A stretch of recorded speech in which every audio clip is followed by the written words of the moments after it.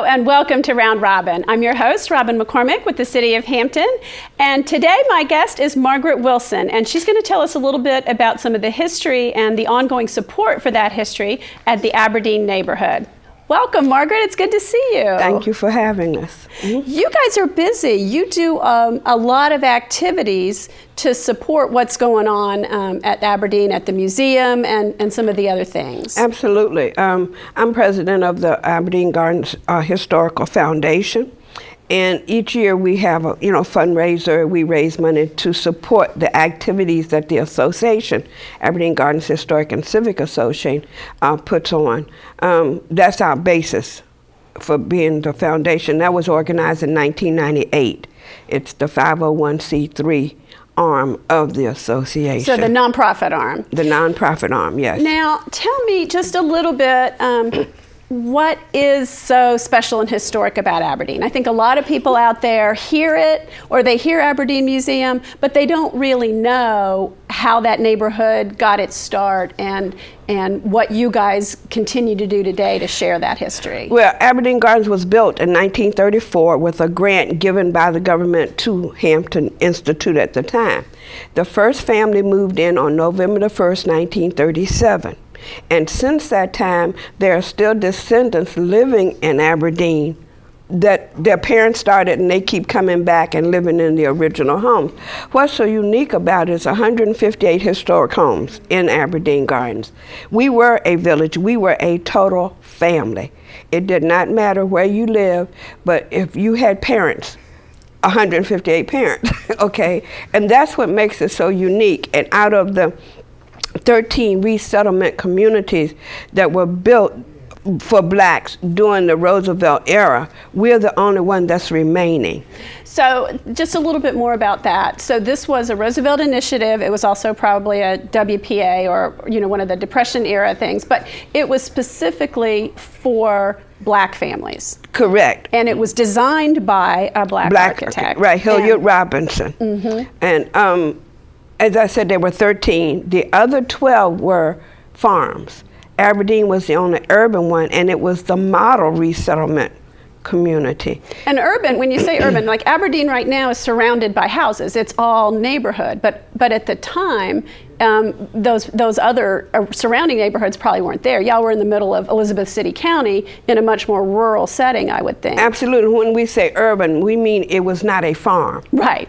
They were not farmers. Urban for 1934 is different than urban in 2012. They weren't farms as such. And unfortunately, some of the farms that were resettlements have not been taken care of, and families have sold the property, etc. But Aberdeen has stayed intact, and what makes us special are the people. We are a family. We get together, and it's like old home week. You have so many gatherings. I mean, oh my gosh, there's Dean Day, there's your big fundraiser, there's... We have the breakfast in February. We have the gala in October. That's an annual event. We have the fish fries during some parts of the year. Heritage Day is in June, when we try to invite people to come back to enjoy the heritage that they had when they lived in Aberdeen. Those are the kind of things that we do. And currently we are planning a learning research center at the administration building, because that's next door to the museum, which is at 57 Mary Peak Boulevard. The administration building is at 55 Mary Peak Boulevard. We give tours, and what the house, it's a house. It's a replica of an original home, is the museum. Of course, the federal government does not qualify it as a museum, but to us it is. Right. And that's the tour that we give. And so you've taken one of the original buildings, yes, and furnished it like it would have been at the time in the 30s. Correct. And kind of show people what that life was like. Right. And the furniture was donated by residents who lived in Aberdeen, and some families still live there. We do the tours. Whenever people call, they buy an appointment right now, because we're all volunteers. Right. We don't have a staff, and we try to keep it open at least 2 or 3 days a week, but it's better if they call and ask for a tour, and we will do so. So while we're talking about that, Margaret, do you want to give us the phone number so people out there who might want a tour can give you a call? Yeah, the new telephone number is 251 2283. We just got a landline, so I had to remember. That's very exciting, yeah. And that number is for the administration building, and the alternate number is 722-2345. Okay. So if they call either one of those numbers, we will arrange a tour for them at any time. And if there's a group of people, like 20 or more, we try to, have another person doing the tour. Anything under 20 we can do with one person. So tell me, again, a little bit more about the original families who settled in that area. Some of them are still in the neighborhood, or at least in Hampton. And you yourself have a little bit of claim to fame. Well, I try not to tell everyone that. Yeah, I was born in Aberdeen. I was born on Langston Boulevard. And if I don't tell you, the next group will tell you. My grandparents were the first family to move into Aberdeen Gardens. And I like the fact that they were very much a part of Aberdeen. Mm-hmm. And people remember them and fondly, and I'm grateful that they, given them that honor. And you were the first baby born there, right? Yeah, pretty much. I know you're shy, but it's a wonderful fact because it tells the history and the connection, And I have a big passion. Even though I'm not living there anymore, I am in Aberdeen pretty much every day. For some reason, I'm always in Aberdeen. And I try to work at the administration building at least twice a week. Right now, we're trying to put our historical documents in order. Cataloging, archiving, that kind of thing, to make sure we're putting them in books where people can come and read all about from the beginning, from the 1933 up until the present time. So for a personal story, what was your grandparents' involvement? What were they doing? How did they get selected or have the opportunity to move to Aberdeen Gardens? They were handpicked pretty much because everyone who moved into Aberdeen had to have a physical. The entire family, because of tuberculosis and some of the other things were very prevalent at that time. So if they did not pass that, then they could not move in there. And the homes were given to them according to the size of the family. Okay, so we had three rooms, 4 rooms, and 5 rooms. Okay. And depending on the number of at the time they moved in. All right. Okay, that made a difference. Now, what they did after they moved in, because we had some who eventually had like 11 children in a 3-room house, but I mean that didn't matter when you were part of it. Mm-hmm. And when you look back at it now, and if anyone ever noticed a fire out there, the homes are double bricked. The outside doesn't burn, the inside does. There's some uniqueness about those homes. We had indoor plumbing, indoor heat, and hardwood floors. Wow, which was that's very pretty unique. Unusual in the 30s. Right, in the 30s, Mm-hmm. right, very much so. So we were a little special. We felt like we were a little special anyway. Well, so we just still tell me do. a little personal story about your grandparents. Just, what they did or what it meant to them, or, how special they were. My grandmother helped people in the neighborhood, but my grandfather worked at the shipyard. But we also had a farm on Pine Chapel and Queen Street. So most of the time we spent not just at the garden, because it is Aberdeen Gardens. Mm-hmm. Everyone pretty much had a garden behind the homes in Aberdeen. But we had a larger farm over on the West Queen Street and Pine Chapel. So between the two, that's what we did.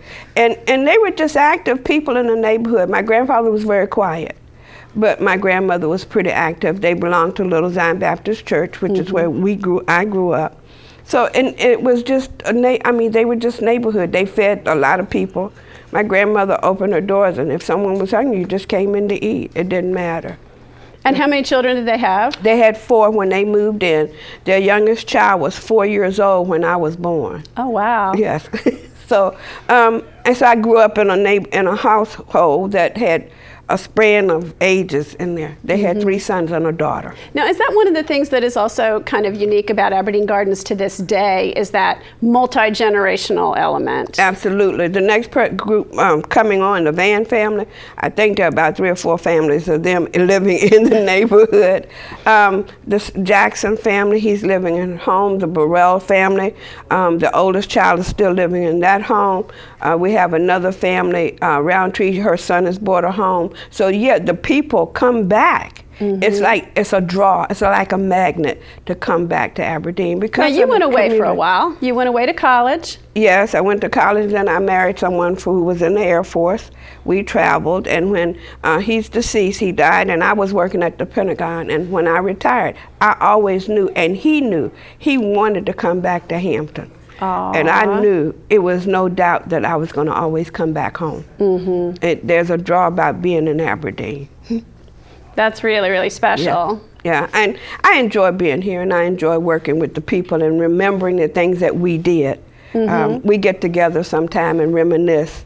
It's kind of fun to sit around and talk about it. But now what's also interesting is you and the foundation are not just about the history. You are working now with the next generation. Yes. About after school or even with some of your seniors with computer classes. Tell me a little bit about what your goals are for that project. Well, that Learning Research Center is going to be is upstairs in the administration building. We have the computers already set up. And by the end of the year, we hope we can have established the policies and procedures for doing it, where we will have the hours, the volunteers, and type of things that the students can do. The residents can come up and look up family history, any of those things. But we're trying to get that set up now for the community to come in and use.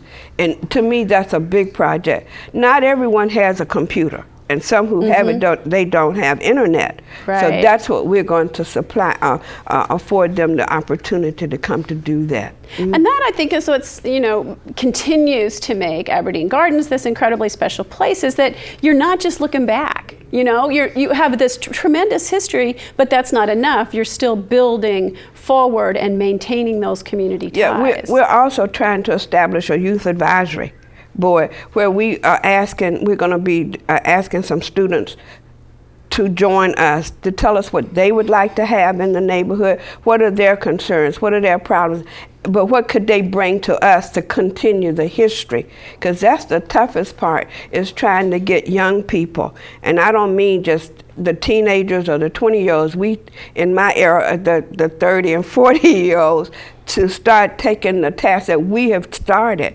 Because we want them to be able to continue to keep the history going, the uniqueness of that community going. And some of that is you do have so much of it documented. It's in the museum, you've got things written down, you've had photographs donated. I mean, you guys have compiled that history. But it is a little hard to get that younger generation to feel, they've grown up in a different world than the world you grew up in. And to maintain that connection is probably a little bit of a challenge. Yeah, and we have a website. It's called AberdeenGardens.org.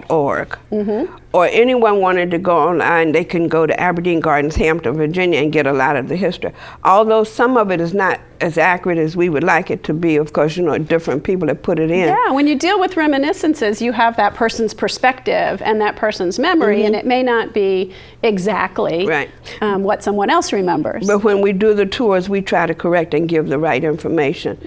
Part of what we tell them is about the rent. Rent was $11 or $15.